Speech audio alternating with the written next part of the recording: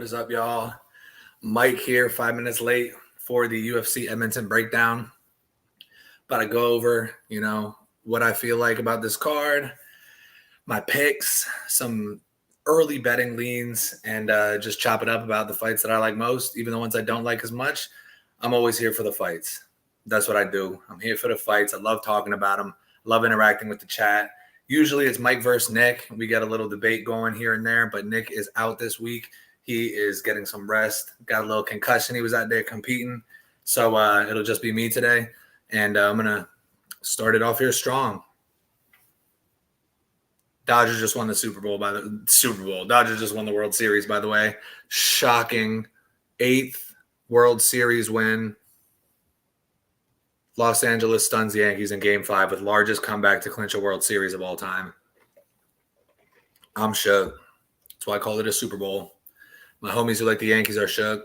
I'm a Redskins and a Orioles fan, so I didn't have too much stock in it.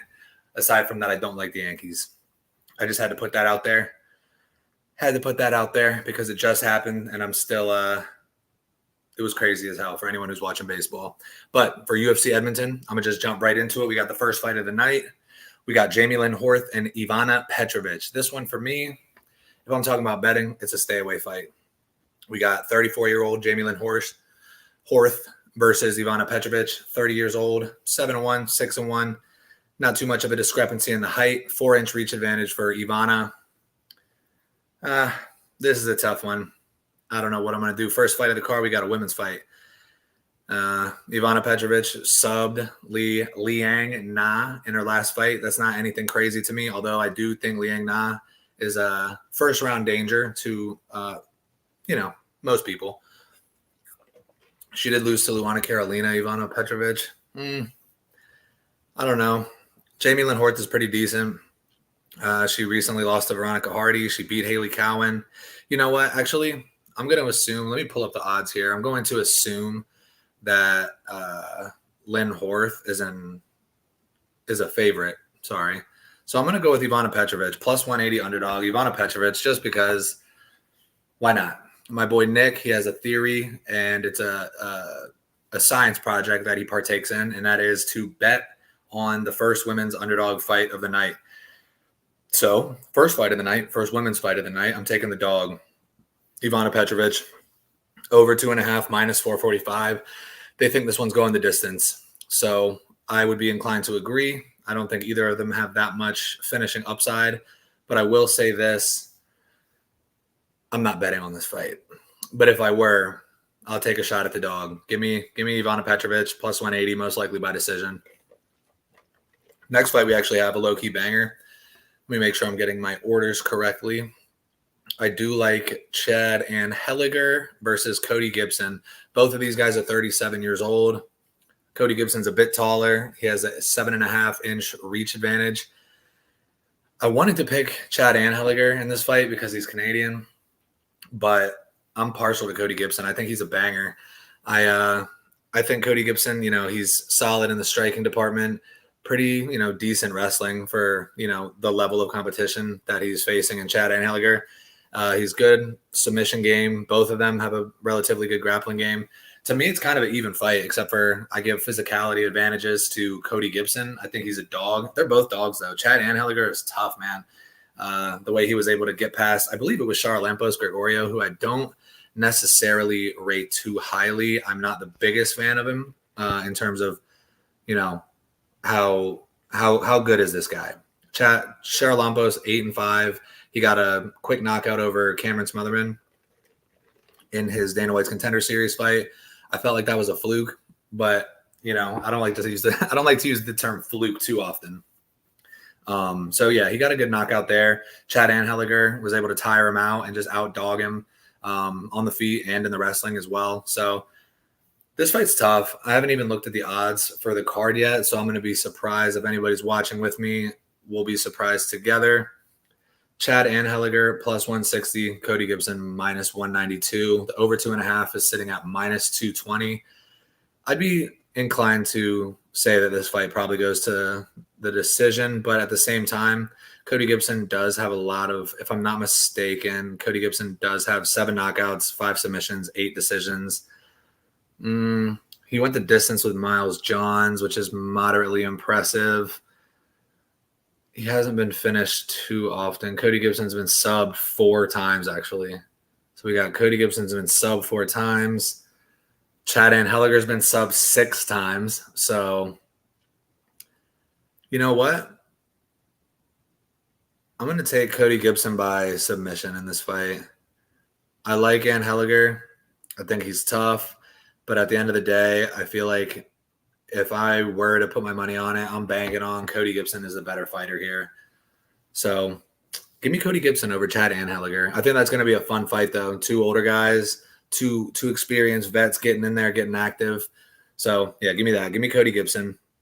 Next, we got a bantamweight fight. Also, by the way, November 2nd is my birthday, so I'm hoping this card is filled with bangers. UFC Edmonton, I hope the Canadians get after it. I hope we see a lot of beautiful violence. I want to see a lot of finishes and a lot of violence. I pray this isn't a 13 decision card.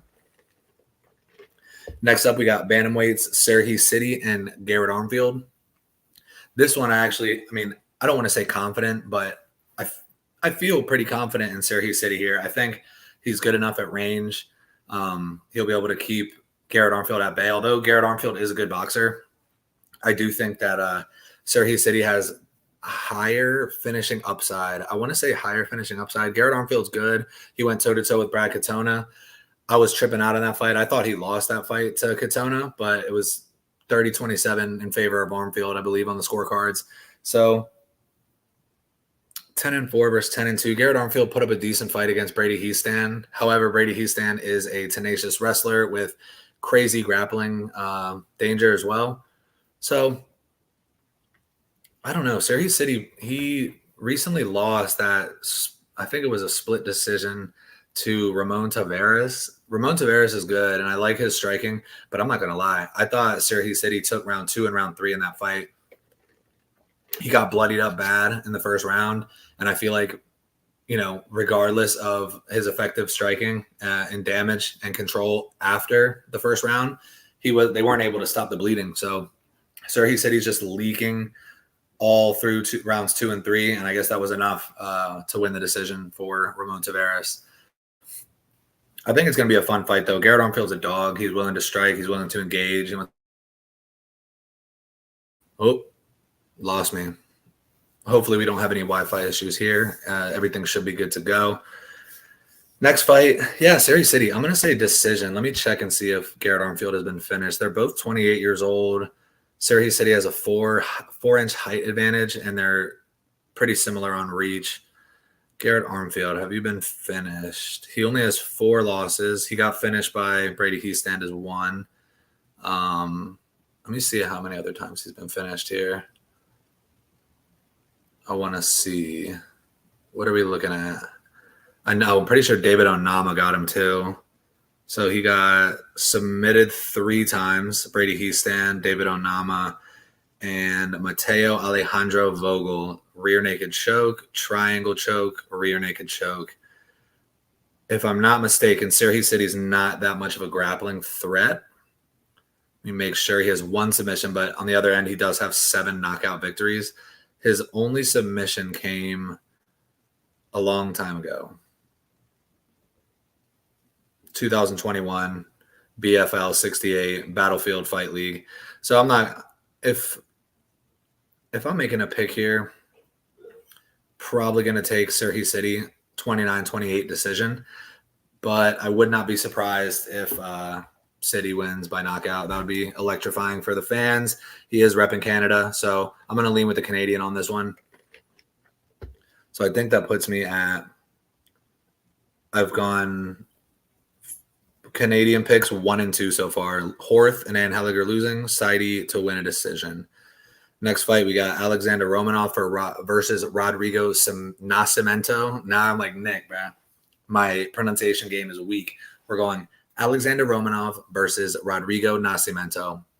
And for me, this is a fight, if you're looking to bet on it, I would say wait until the weigh-ins because we don't know what Alexander Romanov we're going to be getting. I could check his Instagram, see if there's any early physique reveals there.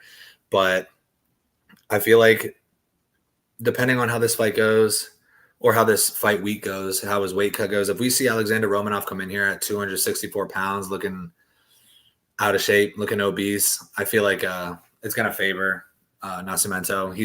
They're both trying to get the fight to the ground optimally. I think Rodrigo Nascimento probably has better jiu-jitsu. Offensive wrestling goes to Alexander Romanov, but for how long? Romanov is known to gas. He's a first-round warrior. He put up an amazing fight against Marcin Tybura in the first round. 10-8'd him, in my opinion. He was completely dominant. And he just gassed out after that. And we saw it against Volkov. He got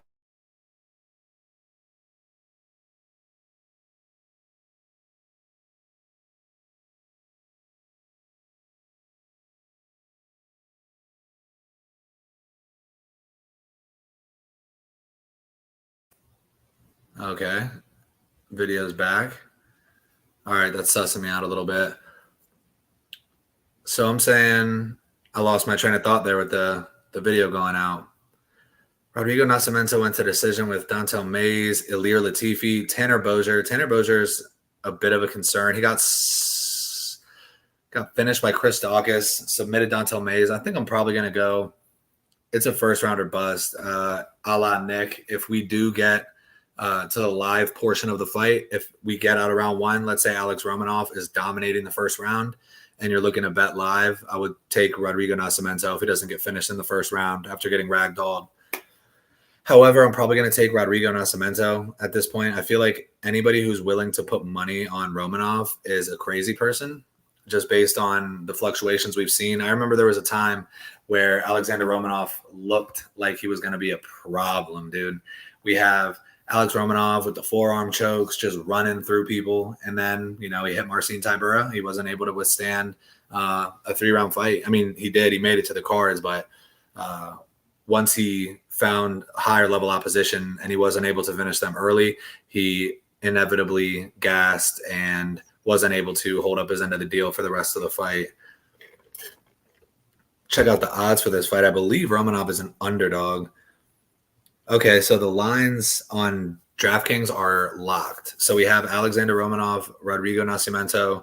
Over 1.5 is sitting at -200 and under 1.5 at +154. I'm not sure why the odds are locked on this fight and this fight only, but I believe earlier in the week, Alex Romanov was somewhere around +100.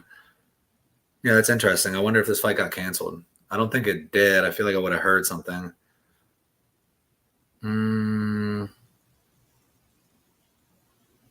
I'm not sure. I'm not sure about that. That's weird. But either way, if the lines were available, I'm saying Rodrigo Nascimento. Maybe they're locking them until the weigh-ins to see where they should place Romanov.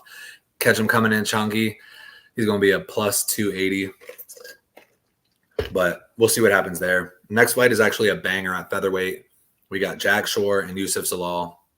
This fight is the first fight I'm super excited for. Sergey City and Garrett Armfield's going to be good, but I do like Zalal. I'm excited to see Zalal. I feel like he's going to make a real run at the rankings, potentially top 10 here at some point. He's ran through his last 2 opponents since re-signing with the UFC, stepped in on short notice against Billy Q. Me and my friend actually had an inkling that Zalal was going to get it done via submission. The odds were insane. We took that submission and he cashed us out. That was super nice. Obviously, in his last fight, we said, you know what, let's go back to the well. Let's go back to the well and get another submission. Sorry, I'm pouring up some Coke Zero here. Got to stay hydrated. I know it's not the best way to do it, but we getting lit. We getting lit off the Coke Zero. So, yeah, I'm saying Yusuf Zalal, is he going to submit or knock out Jack Shore is pretty much the question for me. I'm very confident in Zalal. Shout out my boy D-Wood. I'll be ecstatic if Jack Shore can hold it down for Wales. But I'm thinking that Zalal gets it done here. Let me see. I know Jack Shore's first loss was via TKO, I believe. Did Ricky Simone TKO Jack Shore? I think he did. It could have been a sub. He got knocked out TKO'd because of the leg kicks against Joe Anderson Brito. And before that, he got submitted in round 2 against Ricky Simone after taking some pretty solid shots on the feet. He wasn't able to get it going after that. So 1 knockout loss, 1 submission loss. Do I think Ricky Simone is better on the ground than Zalal? I do not. Will Zalal be able to hurt Jack Shore on the feet to find Jack Shore more susceptible for a submission? A little ground and pound or a little club and sub. That's what it is. Yeah, a little club and sub. Can Yusuf Zalal get a club and sub? I do like Yusuf Zalal's chances. He's young, 28 years old. Jack Shore, 29. Zalal is actually taller and has a longer reach, not by much. You know what? I think we're going to go Zalal by submission here. He's cashed 2 times in a row, 2 fights in a row. The Moroccan Devil, 8 submissions, 3 decisions, 4 knockouts. Yeah, you know what? Give me Yusuf Zalal by decision, by submission, that is. Next fight. This is a bantamweight debut for my boy, Charles Jourdain. You know, we ride with him out here. If you've been following CST, he's been in the parlay a few times, highlighted him a few times before some of his fights. Actually, I was really excited for Charles Jourdain against Sean Woodson. Unfortunately, it turned into kind of a, boring point fight style. Charles Jourdain was having trouble finding the range. That was at featherweight, of course. The majority of his career has been at featherweight, and I think he's actually making the right move now to move down to bantamweight. Charles Jourdain is only 28 years old. I think his body's going to be fine. He's, hopefully getting in with the right nutritionist. And he'll have an easy weight cut. In my opinion, this is going to be I want to take Charles Jourdain either way, but I think after we see the weigh-ins and, he looks good.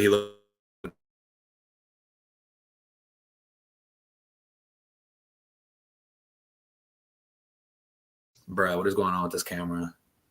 We got Victor Henry is 37 years old, so he's 9 years older. He is going to be 2 inches shorter, but the reach is ultimately just about the same. 1 inch reach advantage for Charles Jourdain. I like his chances here, man, because typically what Victor Henry likes to do, get in, get out. He's quick. He has very technical striking. I would say he's more technically sound than Charles Jourdain, but at the same time, I do think that Charles Jourdain, he's just more dangerous, if I'm going to say who has the danger factor that I can go with, I'm going to go with the younger guy regardless. I know it's his debut, but let's check out Victor Henry here. La Mangosta. He has a cool ass name. 7 knockouts, 8 submissions, 9 decisions. Victor Henry has never been finished, though. He's lost 6 times, all by decision. And then on the other hand, we have Charles Jourdain, my guy. Charles Air Jordan, baby. That's Charlie Joe. 15 wins, 8 knockouts, 5 submissions, only 2 decisions. He has been knocked out and submitted 1 time, and he has 6 decision losses. I'm not going to knock Charles Jourdain for getting knocked out by Gene Silva in his last fight. As far as I'm concerned, the next threat to gold at 45 is John Silva. So I'm not going to take any stock away from Jourdain in that fight. He put up, as good a fight as he could have. He just wasn't able to withstand the power. He got in. He was eating some shots. He was trying to dish some back. It just wasn't necessarily going too well for him. Julian Rose actually subbed him, which is crazy. I forgot about that. But ultimately, I'm going with my boy, Charles Jourdain, to get it done. The question for me, I'm confident in Charlie, but the question is, can he find a finish? Can he be the first man to finish Victor Henry in MMA? Victor Henry's 37 now. He's as old as he's ever been. So, just like we saw Max, even though Max is 32 and he was fighting Ilia Topuria, at a certain point, you're probably going to get finished by somebody. Is Charlie the guy to do it? I'm going to go with maybe. That's a tough one to call. I think, if anything, if you're betting on this fight, Charles Jourdain is sitting at a minus 135 with Victor Henry at plus 114. Over 2.5 rounds is minus 315. So they think this is going to the cards. I'd be inclined to agree. Money line is very valuable, either side, if you're confident in Victor Henry or if you're confident in Charles Jourdain.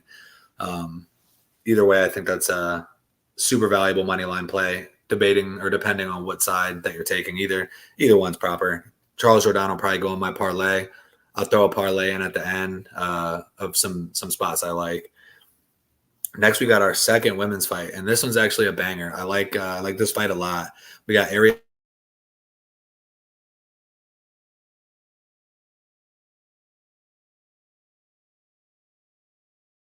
hard to say, or pick wise, even it's hard to say. Jazz is 35 years old. She has 1 inch advantage in height, 1 inch advantage in reach.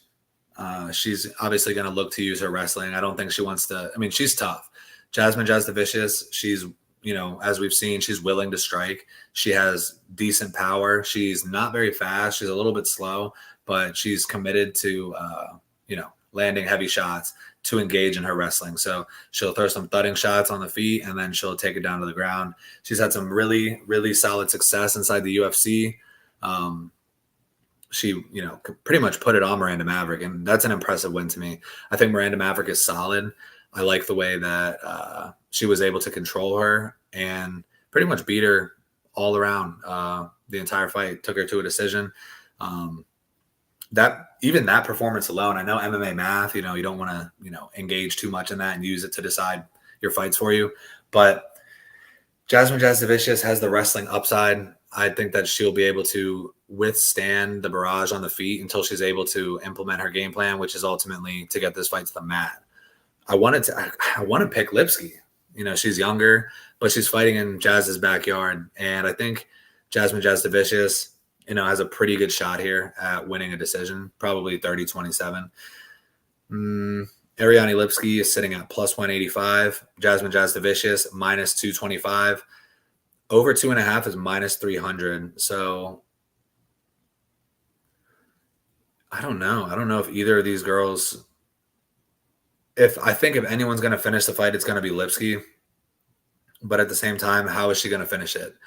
Can she knock Jazz out on the feet? Maybe. She has 6 knockouts, 4 subs, 7 decisions. She recently went to a decision with Karine Silva, which is pretty impressive. I thought she was doing well in that fight. Submitted Casey O'Neill. Got knocked out by Priscilla Cachoeira. Let's see what Jazz is looking like. Jazz only has 3 losses.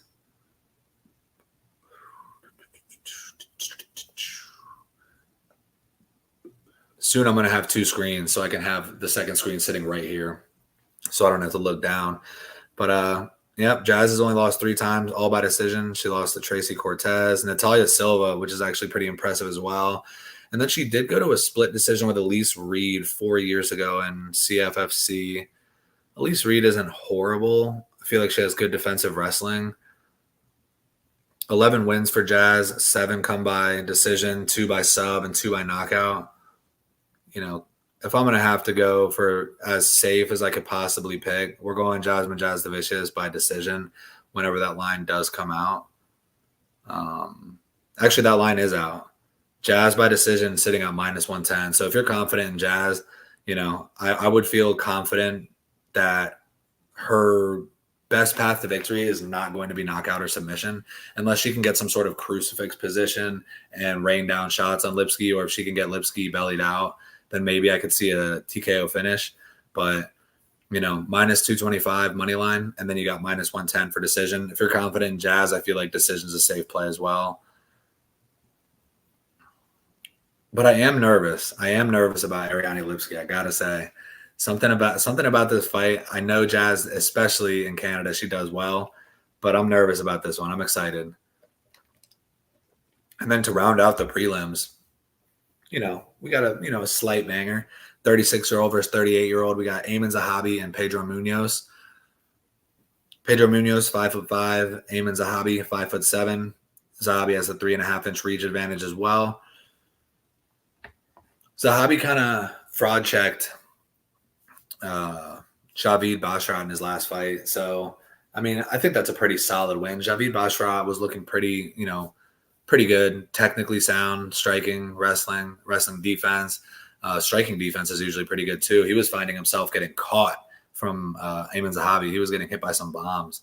I'm actually surprised once Javid started to, wilt a little bit. I'm a little bit surprised he didn't get put out.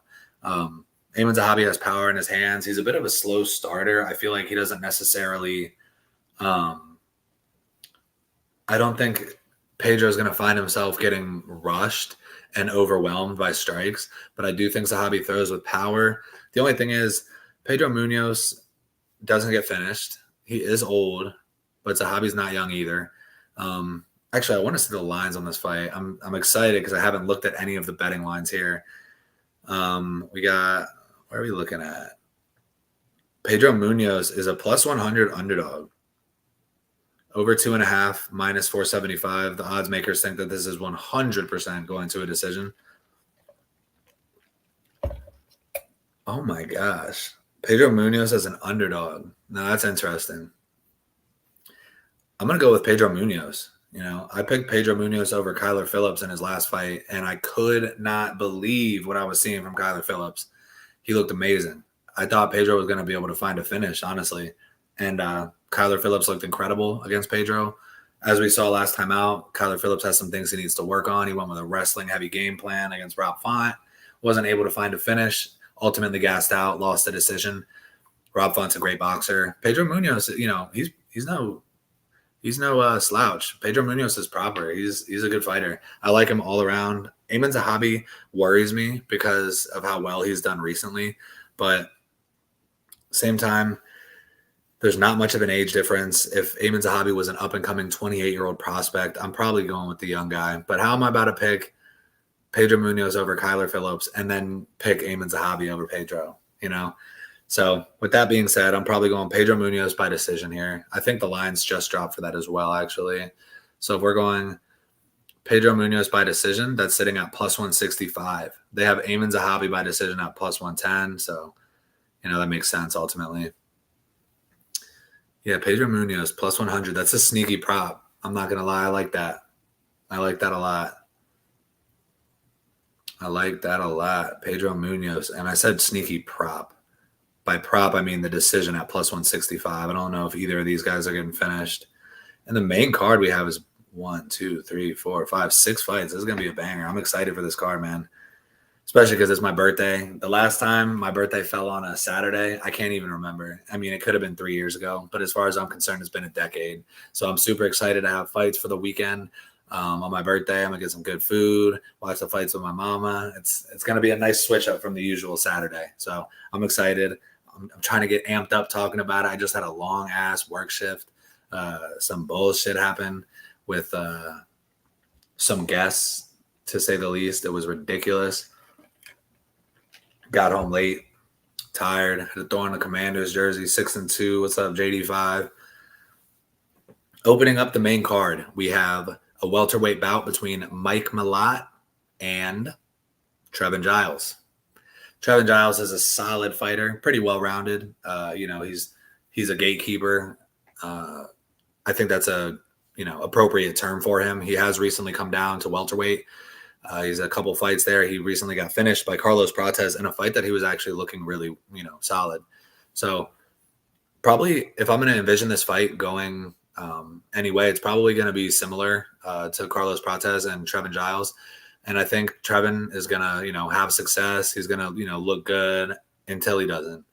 And I think Mike Malott, betting wise, you got me messed up thinking I'm about to bet on Mike Malott after what happened in his last fight against Neil Magny. Neil Magny is no scrub. He's there to test the young guys. He's there to test the new blood. And Mike Malott was passing with flying colors until he wasn't. Gassed out in the third round, and it looked like he quit on himself. I don't think he was out. But at the same time, exhaustion, maybe he wasn't able to hold his hands up and just got finished. And that was a damn shame, man.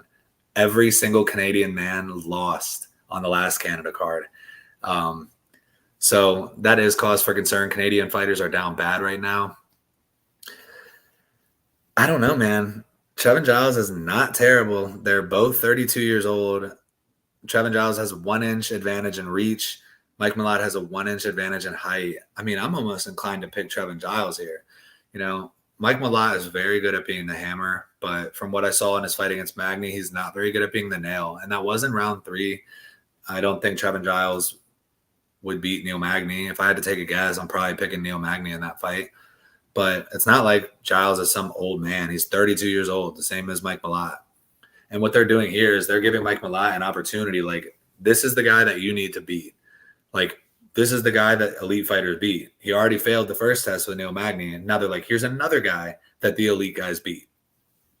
And if he doesn't pass this test, man, I feel bad for him because he went out sad in that last one, man. I was gutted. I'm not going to lie. I'm a Neil Magny fan.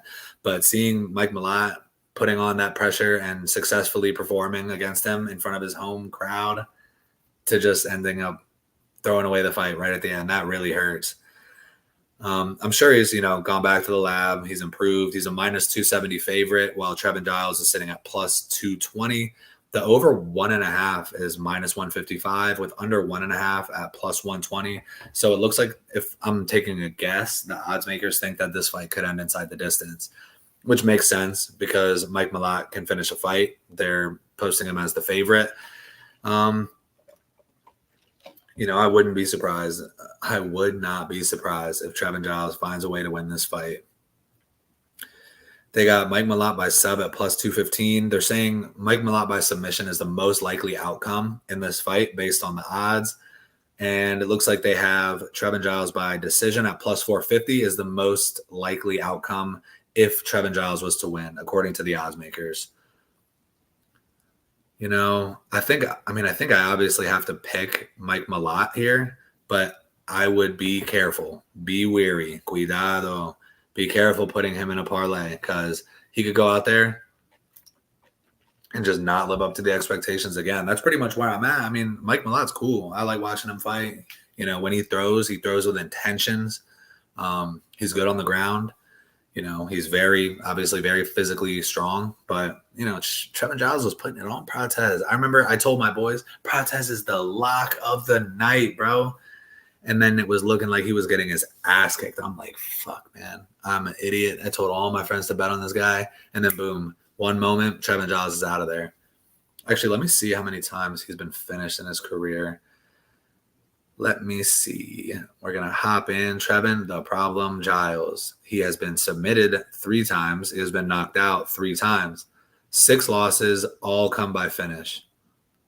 Okay, well, that's concerning. And Mike Malott, 10 wins, 4 come by knockout, 6 come by submission. So, all things considered, as far as I'm saying, Trevin Giles is a live dog, the stats are pointing to that he gets finished in this fight. All I'm saying is be aware. Be careful throwing Mike Malott. Oh, Mike Malott, he's a good anchor parlay. He's a good anchor parlay piece. I'll just throw him in everything. Do not do that. I've done shit like that before. Oh, yeah, this guy's the lock. I'll just stack the parlay with other people. This one, this one, this one, this one. All of them have the same guy in it who ends up losing, who's not supposed to lose. This is the fight game. Anything can happen. Yeah, I'm nervous for Mike Malott. I think he should get it done, though. If I had to guess, I'm gonna say knockout, because Prates was able to put him out that last time. I'm gonna say if he's going to get finished, it's gonna be by knockout. Next fight, we got a fight that I'm actually excited for as well. 2 guys that I love. I know Nick probably doesn't approve of me being as big of a Dustin Stoltzfus fan as I am, but we got Dustin Stoltzfus and Marc-Andre Barriault in a middleweight bout. 34 years old for Barriault, 32 for Stoltzfus. Stoltzfus has a 1-inch reach advantage, and Barriault has a 1-inch height advantage. I'm going to go out on a limb here and say I'm going to go with Stoltzfus. I know he's an underdog. I haven't looked at the odds, but let's see what Dustin Stoltzfus is sitting at here. Plus 170, and Marc-Andre Barriault minus 205. I want to bring up that Dustin Stoltzfus kind of got cracked bad in his last fight against Bruno Ferreira, but he was looking amazing. Dustin Stoltzfus in his last fight against Bruno, he was looking as good as I've ever seen him. He was mixing up the striking. He would get him worried, take him down, repeat. He was, in my opinion, dominating the fight up until, the finishing sequence started. He started getting rocked. He was trying to hold his own, abandon the wrestling, and he ended up getting spinning elbowed. It was pretty brutal. But that being said, Marc-Andre Barriault just got put out bad. Marc-Andre Barriault got put out worse than Stoltzfus did. Barriault got put out by Joe Pyfer in his last fight, and it was violent. Like, he got knocked down, face down, and if I'm not mistaken, what I thought I saw when his body curled up and his butt went up, it looked like he was having a little seizure from the knockout. So Stoltzfus got put out bad. Barriault got put out worse. They call Barriault, what do they call him, power bar. So he's a cardio machine. I don't think he poses as much of a threat in terms of finishing than Bruno Ferreira. So I think Dustin Stoltzfus, if he can get it going the way he did last time, just mix things up, have success striking, switch up the wrestling to keep him guessing, I think Dustin Stoltzfus is a real live option here to win. Plus 170. I feel like I saw the odds were wider before, so people might be betting down on Dustin. He is younger.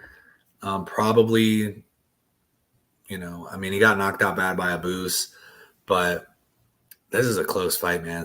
I'm shook, man. After Carlos Leal last week, I don't even want to pick fights anymore. I don't even want to talk about betting because this shit sometimes is just not right.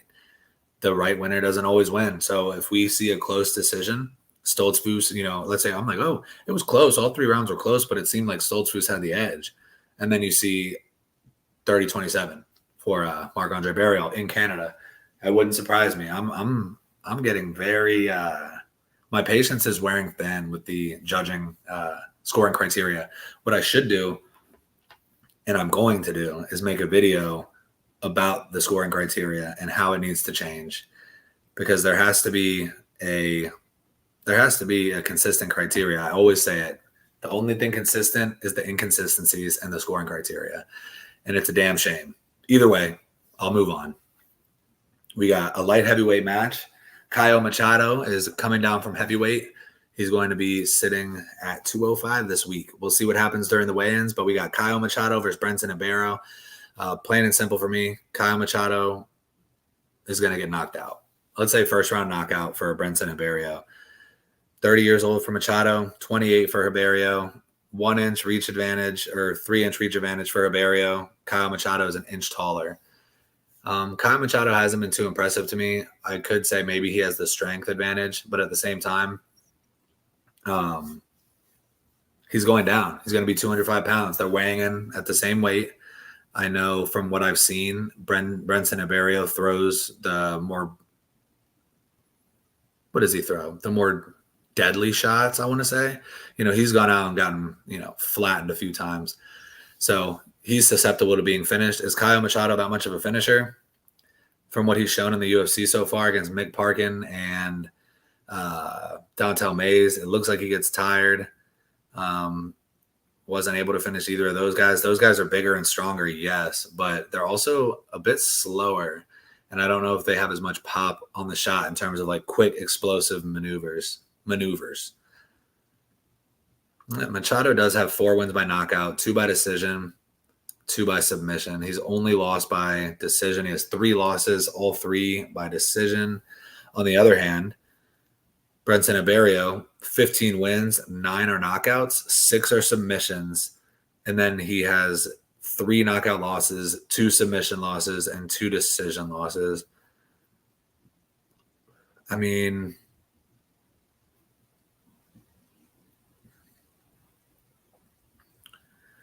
hard to trust Ibero, hard to trust Machado. Caio Machado is sitting at a minus 155 favorite. Brenton Ibero plus 130. I'm not feeling too keen about betting on this card after last week when we had that insane robbery. I'm not going to get over it for a long time. Carlos Leal got fucking robbed. But if I'm leading anywhere in this fight, I'm going to go with the guy who finishes the fights more often than not. He has a 100% finish rate. I'm going to go with Ibero here, most likely by knockout. I feel like that quick light heavyweight is going to be a little bit of a switch up after fighting Dontel Mays and slow-ass Mick Parkin. Give me Brenton Ibero to win here. Next fight, we got a heavyweight matchup. Derek Lewis fighting on my birthday, baby. Jonata Deniz and Derek Lewis at heavyweight. 39 years old for Derek Lewis, 33 for Jonata Deniz. Jonata stands at 6'3", Derek Lewis 6'2", and essentially the same reach. This fight's plain and simple. Derek Lewis by knockout. Jonata Deniz is a more technical striker. He seems to have some power of his own, but unless Jonata Deniz goes out there and absolutely masterclasses Derek Lewis, he's always going to be in danger unless he's completely, working to the body, working to the legs, going back upstairs. He's going to have a hard time. Like, as far as I'm concerned, I think Jonata Deniz has the volume to put somebody out, land a good shot, hurt him, and then flurries to finish the fight. Derek Lewis, on the other hand, has that true one-shot power The Black Beast is the king of knockouts in the UFC for a reason. He has the most knockout wins in UFC history. And I think he's going to add another one. In my opinion, the way that I'm looking at this is that I don't want to say the UFC is doing him a favor here, but the UFC, for his loyalty to the company, is giving him a favorable matchup in another striker in Jonathan Deniz. And on that verse side, if Deniz is able to beat Derek Lewis, his stock rises. Oh, he knocked out Derek Lewis. Not that it hasn't been done multiple times at this point, but Derek Lewis is a good test. Like, was he able to get past the knockout power of Derek Lewis? The answer to me is going to be no. And they got Derek Lewis as an underdog, plus 150 to Jonathan Deniz, minus 185. The under 1.5 is sitting at minus 135, and the over 1.5 is sitting at plus 105. So they think this fight is going to end, and they think it's going to end early. I'd be inclined to agree, especially because I'm thinking Derek Lewis, round 1 knockout. Something I noticed on the odds, we're going to go down to Derek Lewis. Jonathan Deniz to beat Derek Lewis, odds minus 120, bro. That's not right. Minus 120. They're essentially saying, yeah, he's going to knock him out. I don't agree. I do not agree. I think Derek Lewis is going to go out there and do what he does against people who aren't insane freaks like Sergey Pavlovich. Taito Ivasa got him, but he was on a run at that time. He was looking pretty solid. And obviously Cyril Gane finished him. And then he's been, he's had an up and down career, but Derek Lewis is as tough as it comes. I would like to see him on the scale, see if he's looking like he's in shape again, primed up for a little flying knee knockout. But we're going to go Derek Lewis by knockout at plus 215. His money line's plus 150. I do think his only path to victory is by knockout. If somehow this fight goes to decision, I think Jonathan Deniz is taking it. If somehow he survives, I feel like he will have done the better work to get to that 15-minute mark in the fight. But yeah, I'm excited for that one. I'm very excited to watch Derek Lewis hopefully add another tally to the knockout record. And it's going to be a fun one. That is going to be a fun fight. Next up, we got the co-main event, Erin Blanchfield versus Rose Namajunas. And this is another fun one for me. We got 3 women's fights. 2 out of the 3 of them I think are actual bangers. Erin Blanchfield, 25 years old. Rose Namajunas, 32. Rose is an inch taller and has 1 inch less reach. We've been seeing that a lot. Erin Blanchfield is 5'3" with a 66-inch reach, and Rose Namajunas is 5'4" with a 65-inch reach. They both have a common opponent in terms, or by name, Manon Fiorot. 5 rounds. Erin Blanchfield wasn't able to get her down. I think maybe 2 takedowns. 2 times she got her down, and she was immediately back up. And Erin Blanchfield had no answer for the striking. She tried, she didn't get tired. She continued, to fight her case, try to squeak out around here and there. I know ultimately her game plan would be, submission, which she almost had, dude. It was close, man. A lot of people were picking Erin Blanchfield over Manon Fiorot. I think I was one of them. I feel like I was picking Erin Blanchfield, and I said she was going to be able to get her to the ground. And obviously, we saw that she wasn't able to do that. And once the wrestling was out, striking was nowhere to be found. Manon Fiorot pretty comfortably won the decision. And I think Rose Namajunas made it a war against Manon Fiorot. She broke her hand in the first round. She was able to fight, in my opinion, a pretty good fight for having only one hand. So if I'm picking a winner in this fight, I want to say Erin Blanchfield went back to the gym, went back to the lab, got some things in order. She's been working on her striking. She's been working on better wrestling, dude. Like, I wanted to see some, folk style, American good old-fashioned wrestling. And she, kept going for the same takedowns over and over again. They weren't working. She wasn't even able to lock the hands. If she's added some new wrinkles to the game in terms of how am I going to get Rose Namajunas to the ground? Throwing a blast double, throwing a high single, throwing anything, any kind of anything besides what you were doing last time. And, she could go out there and make it look easy if she's worked on some things. I know she's not hanging with Rose in the striking. I don't know. How long has it been since she fought last? Whatever it is, it's not long enough to be able to contend with Rose Namajunas in a striking fight. That being said, I'm gonna lean Rose. I think Rose Namajunas can win a decision here. I'm not sure that I doubt she'll finish Erin Blanchfield, but we got some decent lines. Pedro Munoz was sitting at that plus 100, and we got Erin Blanchfield minus 130, Rose Namajunas plus 110. So Rose Namajunas as an underdog in a co-main event spot. Neither of these girls are Canadian, unless I'm wrong. But they have the over 4.5 at minus 280. If I was going to give finishing upside, I'm probably going to lean Erin Blanchfield if she is able to get the fight to the ground and Rose has some issues getting back to her feet. But I do think Rose is going to be able to thug it out. Thug Rose. I'm not giving up on her. She's 32 years old. She's still young. She's had some lapses in her mental well-being, I guess. I don't know. Sometimes she looks like she's lost out there or she doesn't want to be there. And maybe she's kind of like been defeated by herself. Like she lost the battle to herself and then you see it come out in the fight. But I haven't seen that recently. She looked great against Amanda Hebos. She looked pretty damn good against Manon Fiorot as well. And I think she's going to get it done here. It's tough, though, because I know they want Erin Blanchfield to fight for the belt. I know they want Blanchfield in that spot. But at 25 years old, she subbed Andrade. She looked pretty damn good against Talia Santos. Molly McCann, JJ Aldridge. Don't really care about that. She beat Miranda Maverick. I don't think she's on Rose's level, man. I think Rose beat Tracy. She lost to Manon.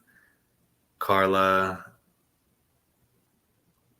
That fight against Carla was absolutely terrible. That might be the worst fight I've ever seen in my entire life. Yeah, I'm going with Rose here. I think she's going to get it done. And I think she's going to find herself in a title shot position here soon after that. Yeah, I like that. I like the sound of that. Rose Namajunas for the dub via decision, co-main event slot, getting it done again. Let's go. And then we got the main event. I'm super happy. I got one of my favorite fighters in the planet fighting on the main event on the B-Day. I'm going to say it a couple times. I usually don't talk about my birthday that much, but when it's on the same day as some UFC fights, I'm pretty hyped. If it was 308 for my birthday, I would have been lit. But God didn't want it to be 308. Carlos Leal got viciously robbed, and I don't have to deal with that. That was last week. This is a new week. Brandon Moreno versus Amir Albazi. Amir Albazi has been out for some time now, dude. He's 31 years old. Brandon Moreno is only 30. Moreno has a 2-inch height advantage and a 2-inch reach advantage. Amir Albazi is good. He's looked pretty solid. I think he got an absolute gift of a decision against Kai Kara-France. And I'm mad that Kaya Sakura is fighting for the belt, man. That should be KKF. I'm still hot about that. Last time Amir Albazi fought was the robbery decision over Kai Kara-France, June 3rd, 2023. So it's been over a year since we've seen him in there. Before that, he had the TKO over Alessandro Costa. First round submission against Francisco Figueiredo. Beat Zhalgas Zumagulov by decision. He doesn't get finished by anybody. Sub Malcolm Gordon in 2020. I don't know, man. These dubs from Amir Albazi are not convincing me that he's going to beat Brandon Moreno. You got Malcolm Gordon, Zhalgas Zumagulov, who I love. Shout out Zhalgas. Francisco Figueiredo, Alessandro Costa, and then he lost against Kai Kara-France. And then on the other side, you got Brandon Moreno, who's been fighting killers, although a lot of time was taken up with that quadrilogy against Davison Figueiredo. Davison Figueiredo is a killer, and he's still a killer at 135. So that, I like that. I like that shit. However, Brandon Moreno in his last fight at Elevation against Brandon Royval, he did not look great. And Brandon Royval trains at Elevation, if I'm not mistaken. Brandon Moreno I don't know what his game plan was. I don't know if he was gassed off rip, but it was kind of like he was just throwing these looping shots pretty much the whole fight. Like close the distance with a wide looping shot. And, I might be a hater. I hate the judges. That is a fact. But I thought Brandon Moreno could have done enough to beat Royval in that fight. I think he took 3 rounds to 2. And even if he didn't, he loses 48-47. That was a tough fight, and he looked different than he usually does. A lot of people were going on social media, is Brandon Moreno washed? What's wrong with him? To me, it was clear that the Elevation was getting to him, even though he is Mexican. I don't believe he trains out of Mexico at Elevation. So I could be wrong. Actually, let me check. Let me check my boy, Brandon Moreno. Where you training at? Fighting out of Tijuana, Mexico. Yeah, I don't know what the hell. I don't know what the hell was going on with him in his last fight, man. Brandon Moreno looked different than usual. He did land 119 strikes, got outstruck pretty decently. He was doing well with his takedowns. I don't know if he's going to want to wrestle against Amir Albazi. I think his path to victory here is just a straight up striking fight. I know Brandon Moreno is really good in scrambles. If Amir Albazi is able to get to him, take him down, I trust that Brandon Moreno is going to be able to get back to his feet or scramble in a top position, find that advantageous position against Amir Albazi. I'm just not sold on Amir. You know, I have some friends who are super confident in him. I don't exactly know why. I haven't seen anything yet that leads me to believe that he is going to win against Brandon Moreno. Plain and simple. He hasn't shown me enough, and he hasn't fought in a while. Brandon Moreno's last showing wasn't great. It was in February. Brandon Royval beat him. It looked like Brandon Moreno just couldn't. He was gassed. But, you know, I'm not taking anything away from him there. Brandon Royval's a dog. Pantoja beat him by decision. I thought Brandon Moreno won that one too, man. And then the draw with Figgy. I feel like they're – and the fucking – what's it called? The second fight or the third fight with Figgy where they gave the decision to him to set up the quadrilogy, I guess. He beat Kai Kara France by knockout. That was a sick liver shot. Finishing Figgy, although Figgy was having trouble making flyweight. Pantoja fight was crazy. Royval fight was weird, but nah, I got to ride with Brandon Moreno here. He's a minus 175 favorite to Amir Albazi at plus 145. Over 4.5 is minus 238. The odds makers think this fight's going to decision. If I want to pull up Brandon Moreno by decision, it's sitting at plus 140. And then Albazi to win by decision plus 225. I don't think Albazi is going to get that lucky again, though. I think Moreno's going to take it in the main event. So just to go through, I got how many? Let's see how many Canadians I got winning. For this fight, we're going to go Canadians. 0-1, 0-2, 1-2. There's not as many. 2-2, 3-2, 3-3, 4-3, 4-4. Yeah, I got the Canadians going 4-4 on this card. So if I Mystic Mac that and the Canadians go 4-4 on the card, we'll come back to this video and I'll say I told you so. But this one's sus, man, especially after seeing some of these. And this has been happening for a long time now. The judging, man, it's tough. So, of course, be careful betting. It is not – it's just crazy, man. Like, I'm getting to a point where it's like I'm only looking to – if I was going to bet or give betting advice to somebody, I want to give picks that I think are going to finish the fight. Like Derek Lewis. There's no – I mean, maybe by some act of God that fight goes to decision.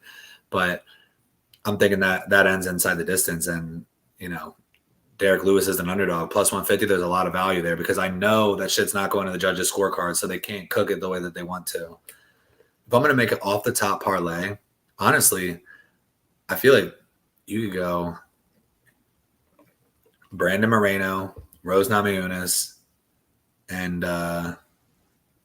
Pedro Munoz right there. That's a 3-leg banger. Brandon Moreno, Rose Namajunas, Pedro Munoz on DraftKings is sitting at plus 560. I actually like that a lot. I feel like there's some good spots here. If you want to go for a doggy style parlay, you could throw Pedro and throw Rose right back in that parlay. And then where's Derek Lewis at? And then we can add Derek Lewis plus 150. Derek Lewis, Rose, Pedro plus 950. I think those are pretty solid chances those ones hit. And not just to be cheeky, let's go full card pick. Let's see what those odds in that. With all of my picks for the entire card, if I got every pick right this week, that would go crazy. Ivana Petrovic, Cody Gibson, Serhi City, Yusuf Zalal, Charles Jourdain, Jasmine Jasdovicius, Pedro Munoz, Mike Malott, Dustin Stoltzfus, Brenson Ibero, Derek Lewis, Rose Namajunas, and Brandon Moreno. 13 pick parlay, $10 wins $35,000. Don't bet those. Don't put those bets in. But if you were to do something like that, obviously it's a moonshot of all moonshots. But I think that the picks are going to be pretty proper this week. After last week, Abu Dhabi was so volatile. My picks on whoa. Yeah. Ooh, you on that thing? Yeah. It's all good. You texting? Maybe. True, I might get on. I'll text you in a sec. That was my good colleague. He wants to play some Apex. So I'm just gonna go over my picks for UFC 308. I got Leal wrong. That was some bullshit. We got 0-1. Bruno Silva. I think I picked him. 0-2. Farid Basharat. 1-2. Kennedy and Nzechukwu. 2-2. Bruno Ferreira. 2-3. Mateusz Rebecki. 3-3. Jeff Neal. 4-3. Got the Ibo Aslan pick wrong, so that's 4-4. Shara 5-4. Ige 5-5. Magomed 6-5. Hamzat 6-6. Ilya 6-7. So I went 6-7 on my picks last week. I'm looking to get a nice little comeback here this week. But yeah, I like this card for a little fight night. You know, Edmonton has some bangers. I'm looking at my favorite fights on the card. I like Sirhi City, Garrett Armfield. Honestly, Chad Anheliger and Cody Gibson, Yusuf Zalal, Jack Shore, Victor Henry, and Charles Jourdain. I think these are some pretty solid fights on the prelims. And Jasmine Jasdavicius, Ariane Lipsky as well. I think the prelims are going to deliver. Main events, you know, pretty solid throughout. If I'm looking at my favorite fights on this one, obviously we're going Brenson Hibero, Kyle Machado, Derek Lewis, Jonathan Deniz. I think those fights are going to be guaranteed violence, guaranteed to end inside the distance. And then the co-main and main event are pretty solid as well. I like to see a name like Rose Namajunas and then Brandon Moreno as well. Finally see Amir Albazi getting back to action after over a year. I'm super excited for this card. And, if we had more people in the chat, I would always be down to chop it up for longer and, keep things going. But I just wanted to come out here, stay consistent, do the breakdown for this fight card. And, of course, following the card, I'll throw in a recap as well. And then we're moving on to next week for – who's next week? Magny and Prates. Ooh, Magny and Prates. Yeah, that's going to be one to talk about. Some decent fights on there so far. That card's actually going to be pretty fun. So this week we're hoping to get the picks proper, hoping to find some awesome props. Tomorrow I'll probably hop back on after the football game. I know it's Halloween. I'm going to be hanging out with the fam, watching some scary movies.